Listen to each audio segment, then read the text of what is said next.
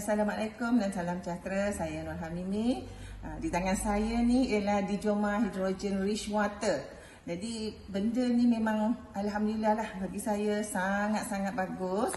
Di sini kita boleh hidup dan juga boleh minum. Okey. Jadi saya sebelum ni bila saya mengajar, saya batuk bila nak cakap je batuk nak cakap. Dan sebelum ni saya memang ada asma. Dan bila saya nak mengajar tu, budak-budak pun memang stres lah kan. Saya pun rasa stres. Jadi bila saya dapat benda ni, saya pakai dan saya minum air dia. Boleh katakan kita boleh gunakan sampai 8 kali.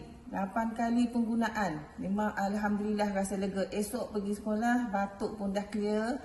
Rasa nak asma balik pun rasa dah clear. Jadi bila saya rasa senang bernafas dan saya dah tak ada rasa batuk, anak saya 3 orang kat rumah tu yang demam juga dan batuk-batuk serta sesema. Saya suruh dia orang minum, saya suruh dia orang gunakan hidrogen ni untuk pernafasan dia. Syukur alhamdulillah. Demam tak melarat, tak perlu makan ubat demam, tak perlu makan ubat batuk.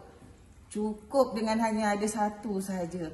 Jadi siapa yang belum ada lagi mesti kena cuba. Okay, untuk zaman sekarang kita banyak bahan regasi bagus untuk nyahkan bahan regasi.